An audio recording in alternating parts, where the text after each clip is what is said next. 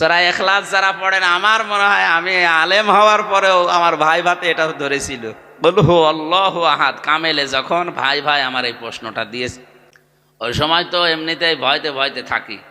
আমারে বলছে সূরা ইখলাস পড়েন তো, আমি কুল হু আল্লাহু আহাদই বলেছি।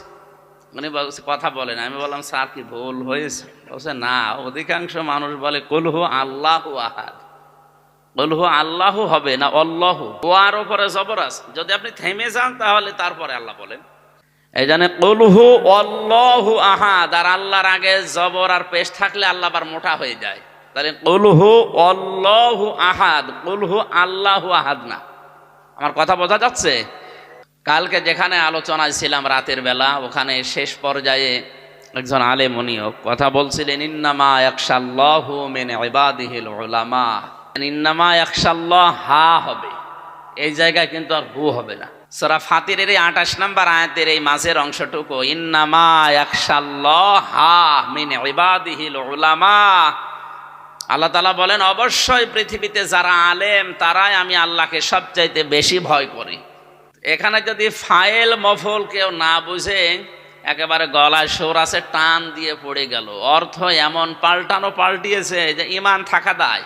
সূরা ফাতিহা যারা পড়ে এখানে বসে বসে আলহামদুলিল্লাহি রাব্বিল আলামিন হয়েছে না, মানে হয়েছে এবার আলহামদুলিল্লাহি রাব্বিল আলামিন হয়েছে এবার? হয় আগেরটা হয়েছে কেন? হামদ শব্দটা ভেতর থেকে উচ্চারণ করা লাগে, কারণ হামদ আর হামদ ছোট হার বড় হা দিলে আকাশ পাতাল হয়ে যাচ্ছে। হামদ মানে প্রশংসা, আর হামদ মানে ধ্বংস হওয়া। সমস্ত ধ্বংস আল্লাহর জন্য, যিনি আসমান জমিন বানিয়েছেন। আর হামদ দিলে সমস্ত প্রশংসা আল্লাহর জন্য, যিনি জগৎ সমূহের মালিক। বলেন সুবহানাল্লাহ। কোরআন পড়তে হলে যদি কেউ হক আদায় করে তাহলে তারে শুদ্ধ করে পড়া লাগবে। সূরা নসর দিয়ে যারা নামাজ পড়েন, ইযা জা নাসরুল্লাহি ওয়াল ফাতহ, যখন আল্লাহর সাহায্য আসবে হে নবী আপনি বিজয় দেখতে পাবেন। সাহায্য আসা লাগবে কার? এই যে নাসরুল্লাহ, আল্লাহর সাহায্য। নুন সাদ র, নাসর মানে সাহায্য, আর নুন সিন র, নাসর মানে শকুন।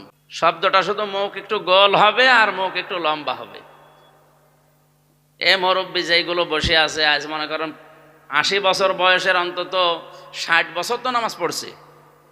60 বছর নামাজ পড়তে যদি বলা হয় ইদা যা নাসরুল্লাহ হবে না নাসরুল্লাহ হবে, একটার শব্দের অর্থ হচ্ছে শকুন, আর একটা অর্থ সাহায্য। কোথায় শকুন আর কোথায় সাহায্য? যখন আসবে আল্লাহর শকুন তখন আপনি বিজয় পাবেন। একটা কথা হল, আশা করছি এই শব্দগুলো একটু খেয়াল করে পড়বেন। আশরাফ ভাইয়ের আগে যে মাওলানা কথা বলছিলেন, ওমা কানা লিমুমিনিন ওয়ালা মুমিনাতিন ইযা কাদাল্লাহু ওয়া রাসূলুহু আমরান। এখানে আল্লাহ তাআলা ফাইল, কর্তা। আল্লাহ তাআলা বলেন আমি এবং আমার রাসূল কোনো বিষয়ে যদি সিদ্ধান্ত দেই, আর কোনো ঈমানদার নারী পুরুষ যদি ওইটা না মানে, তাহলে সে আর ঈমানদার থাকে না। আরবিতে যেটা বললাম তার বাংলা অর্থ ছিল এইটা, কিন্তু উনি আরবিটা হয়তো মনের খেয়ালে বা অন্য খেয়ালে পড়ে ফেলেছিলেন, ওমা কানা লিমুমিনিন ওয়ালা মুমিনাতিন ইযা কাদাল্লাহু ওয়া রাসূলুহু। মানে অর্থ পুরা পাল্টিয়ে গেছে, এমনকি যদি কেউ বিশ্বাস নিয়ে এটা পড়ে তার ঈমানও চলে যাবে। ইযা কাদাল্লাহু, আল্লাহ নিজে ফাইল, এখানে কর্তা। আল্লাহ নিজে সিদ্ধান্ত দেন, রায় দেন। রায় দেওয়ার মালিক একমাত্র আল্লাহ। কে? ফায়সালা করার মালিক কে? এখন এই জায়গায় যদি আল্লাহকে ফায়সালা করা হচ্ছে, কিন্তু ইন্নামা ইয়াখশাল্লাহু মিন ইবাদিহিল উলামা, অবশ্যই আল্লাহ আলেমদেরকে বেশি ভয় করে।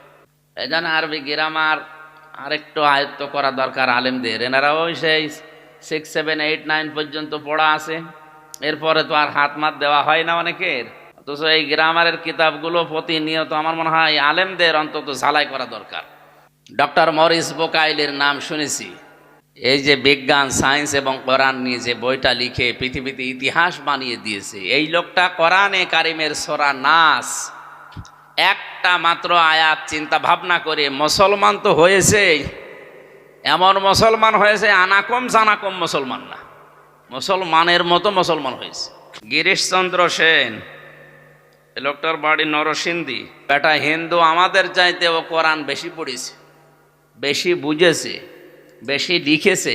কারণ কোরআনে কারিমের শুধু বাংলা অনুবাদ করে নাই, ও তাফসির পর্যন্ত। বলেন তো একটা লোক যদি তাফসির লিখতে চায় কোরআন থেকে, কত বড় জ্ঞানী হওয়া লাগে অন্তত কোরআনের ব্যাপারে। এক একটা শব্দের কত অর্থ জানা লাগে, তারপরে তো একটা শব্দের এর তো একটা অর্থ আপনি মুখস্থ করেছেন, তাফসির করতে পারবেন না। দরবা মানে মারা, দরবা মানে কি বলেন বলেন? এই যে আঘাত করা, মারা বলে, এই একটা অর্থ আপনি জানেন। কিন্তু দরবা মানে শুধু মারা না, দরবা মানে দৃষ্টান্ত দেওয়া, দরবা মানে সফর করা। এরকম 33টা অর্থ আছে এক একটা শব্দের, প্রায় কোন শব্দের 99টা পর্যন্ত অর্থ আছে। আপনি জানেন হয়তো একটা, বাকি দরবা মানে এমন জায়গা আল্লাহ দিয়েছেন সেখানে মারা না, সেখানে উদাহরণ দেওয়া, দৃষ্টান্ত দেওয়া অর্থে আল্লাহ দিয়েছেন। আপনি মারা অর্থে দিলেন, আপনারও ঈমান থাকবে না, তাফসির করা তো দূরের কথা। এই হিন্দু বেটা কোরআন শরীফের তাফসির পর্যন্ত করেছে, তে আমাদের চাইতে কোরআনও বেশি পড়েছে না কম পড়েছে? বুঝেছে আমাদের চাইতে অনেক বেশি। এখানে আশরাফ ভাই সহ যত আলেম বসে আছে, আমি সহ, বুকে হাত দিয়ে কেউ বলতে পারবে না যে আমি পড়া কোরআন শরীফের প্রতিটি শব্দের অর্থ জানি, কেউ পারবে না। আর বেটাই হিন্দু মানুষ কি পড়া পড়িস, বাংলা অনুবাদ করেছে তো করেছে, পুরা কোরআনের তাফসির পর্যন্ত লিখেছে, আমাদের বিশ্ববিদ্যালয়ে পাওয়া যায়। তে বলেন এই লোকটা কত কোরআন পড়লো জীবনে, কত লিখলো, কিরকম বুঝলো? কারণ শুনেছেও সে বেশি আমাদের চাইতে, কিন্তু কপালে এবার হেদায়েত নেই। কেন? কারণ ওর মন ছিল না। কি ছিল না? ওর মন ছিল না। সারাটা জীবনের পেছনে ব্যয় করে ওর মন নেই, এই জন্য ওরে আল্লাহ হেদায়েত দেয়নি। মারা যাওয়ার পরে ওর জানাজা হয়েছে, কবরে দিয়েছে, কি করেছে? পুড়িয়ে ফেলেছে। এই পর্যায়ের একজন মানুষকে যদি মারা যাওয়ার পরে জানাজা না দেয়, পুড়িয়ে ফেলে, কবরে না দেয়, তা আমরা আর কতটুকুই বুঝেছি আর কতটুকু এর কাছে এসেছি যে এ আপনাকে জোর করে হেদায়েত দেবে? তাহলে আমাদের মন থাকা লাগবে গিরিশচন্দ্র সেনের মতো, নাকি? কোরআন সবাইকে হেদায়েত দেয় না। কোরআন হেদায়েত দেওয়ার জন্য এসেছে, কিন্তু সবাই এর কাছ থেকে হেদায়েত পায় না। পৃথিবীতে যে সূর্য ওঠে, সূর্যের আলো দুনিয়ায় পায় সবাই, অন্ধ আলো পায়।